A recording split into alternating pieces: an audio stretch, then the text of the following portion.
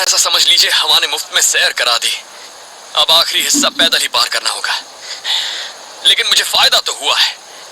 अब मैं इस पैराशूट को समेट कर आगे बढ़ता हूं। ओ, एक मिनट, यहां पर एक बिच्छू है।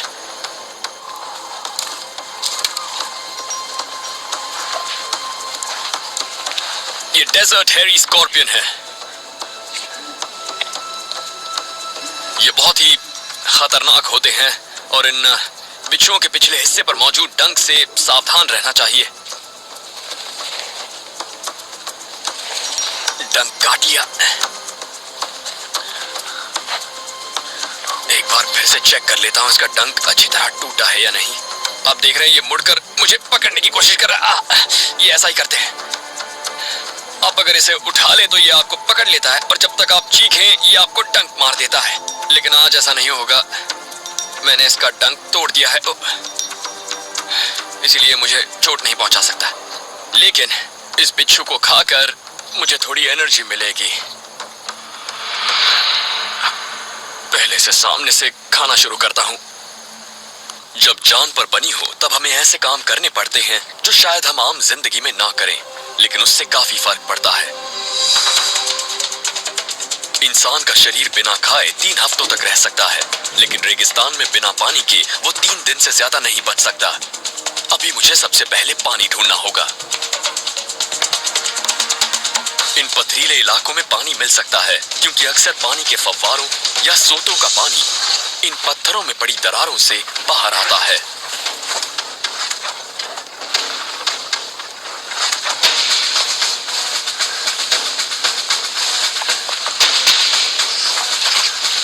यहाँ पर पानी मिलने की उम्मीद ज्यादा है। ये देखिए, यहाँ पर एक काला निशान दिख रहा है। ये पानी का निशान है। कभी कभार आने वाली बारिश से ऐसे निशान नहीं बनते। ये तभी बनते हैं जब पानी काफी हो। और देखिए, यहाँ बाढ़ में बहकर आया मलबा भी है, मतलब यहाँ पानी आता रहता है। हम इसी तरफ जाएंगे। मैंने रैटल की आवाज सुनी। आराम से, आराम से। यहाँ देखो, यहाँ झाड़ी के नीचे एक रैटल स्नेक है। वहीं रुको, वहीं रुको। उसे यहाँ रहना पसंद है। यहाँ काफी शिकार मिल जाता होगा क्योंकि चूहे और दूसरे जीव पानी की तलाश में यहाँ आते होंगे और ये उन्हें खाता होगा। चलिए इसे यहीं छोड़ देते हैं। पास ही पानी मिलने की उम्मीद जगी तो मैं सांप को छोड़कर आगे बढ़ गया। मेरे लिए अभी पानी ज्यादा जरूरी है। पानी, सारा पानी इस तालाब में जमा है। पानी बह नहीं रहा, लेकिन ये दिखने में तो ताजा लग रहा है। पहले नीचे जाता हूं। रेगिस्तान में पानी मिल जाए तो खुशी का ठिकाना नहीं रहता। पानी के ऐसे सोते में भले ही पानी स्थिर हो, लेकिन ये आसपास के कई मील के दायरे में रहने वाले जीवों को सहारा देता है। इसे रख देता हूं, मुझे डुबकी लगानी है।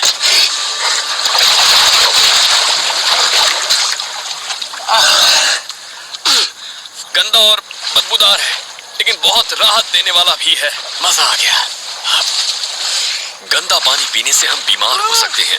अगर डायरिया हो गया तो शरीर में पानी और कम हो जाएगा, लेकिन इसे साफ करने के कई तरीके हैं। ओके, मैं कोशिश करता हूं कि ये पानी पीने लायक हो जाए। मैं उस अल्ट्रालाइट विमान की इस ट्यूब का इस्तेमाल कर सकता हूं। पानी को साफ करने के काम आएगी। जंग में अक्सर पायलट्स के पास ऐसी ट्यूब होती है जिससे अगर वो दुश्मन के इलाके में फंस जाएं तो पानी का इंतजाम कर सकते हैं। बस ऐसी कोई भी ट्यूब लीजिए और मुझे बस थोड़ी सी घास चाहिए जो मेरे लिए फिल्टर की पहली परत होगी, और उसके बाद मैं इसके अंदर रखने वाला हूँ ये चारकोल जो हमें मिला था। और चारकोल बहुत ही कमाल का फिल्टर होता है। ये बैक्टीरिया और दूसरी खतरनाक चीजों को फिल्टर कर देता है। और आप इस तरह से अब ये पानी पी सकते हैं। चाहे तो अपनी स्लीव को भी यूज कर सकते हैं फिल्टर की तरह। पहले तो मुंह में पानी खींचकर उसे थूक दें ताकि मुंह में घास या चारकोल के छोटे टुकड़े ना आए। उसके बाद आप इसे पी सकते हैं। अच्छा, मैं अपनी बोतल भी भर लेता हूं।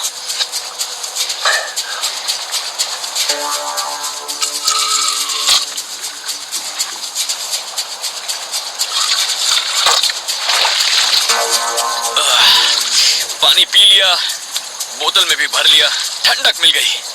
मेरा हौसला अब काफी बढ़ गया है। चलिए अब हम आगे बढ़ते हैं।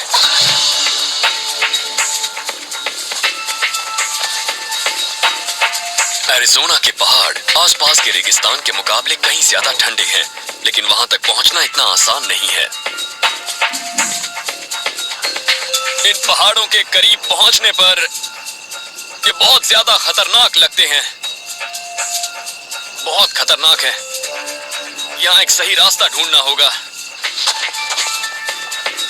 ये पहाड़ ऐसे बीहड़ हैं कि 19वीं सदी में जेरोनिमो और कोचीज जैसे अपाचे योद्धा इनका इस्तेमाल अपने गढ़ के तौर पर करते थे। इन पहाड़ों पर चढ़ना बहुत बड़ी चुनौती है। अब ढलान भी खड़ी होने लगी है। ढीले पत्थरों की वजह से यहाँ चढ़ना बहुत मुश्किल है। मैं उस अल्ट्रालाइट विमान से मिले लोहे की इस ट्यूब का इस्तेमाल इसके ऊपर चढ़ाई करने के लिए कर रहा हूँ, और इस तरह से मैं रेगिस्तान से निकलकर ऊपर की ठंडी जगह तक पहुंच जाऊंगा। लेकिन जैसे जैसे ऊंचाई पर जा रहा हूँ, चढ़ाई मुश्किल होती जा रही है। ये सब बहुत ही ढीले हैं। देखिए, ऐसा लगता है ये कभी भी गिर सकते हैं। मुझे किसी तरह इसे पार करना ही होगा, क्योंकि मुझे वहां उस तरफ पहुंचना है। यहाँ पर हाथ जमाने की कोई ठोस जगह नहीं है, इसीलिए मैं इसे पार करने के लिए एक बेहद खतरनाक तकनीक पेंडुलम का इस्तेमाल करूंगा। मैं अपने रिजर्व पैराशूट की रस्सी का इस्तेमाल झूलने के लिए करने वाला हूँ, लेकिन इसके सहारे इतनी ऊंचाई पर झूलना मुझे काफी खतरनाक लग रहा है। इसे यहाँ तो बांध दिया है, अब इन्हें भी समेट लेता हूँ, क्योंकि इस तरह से नीचे उतरने के बाद जब भी एक रस्सी खींचूंगा तब ये पूरी रस्सी मेरे हाथ में आ जाएगी। ओके, अब ये रस्सी काफी दमदार लग रही है। ढीले पत्थरों पर भरोसा करने से अच्छा है इस रस्सी पर करूं।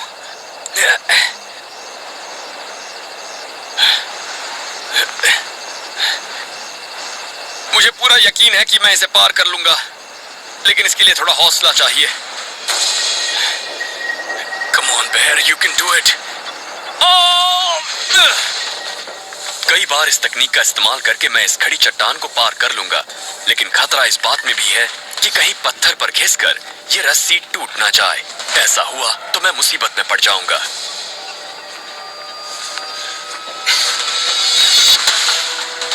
इस रस्सी का जितना ज्यादा इस्तेमाल होगा, खतरा उतना बढ़ता जाएगा। ओके, पहुंच गया।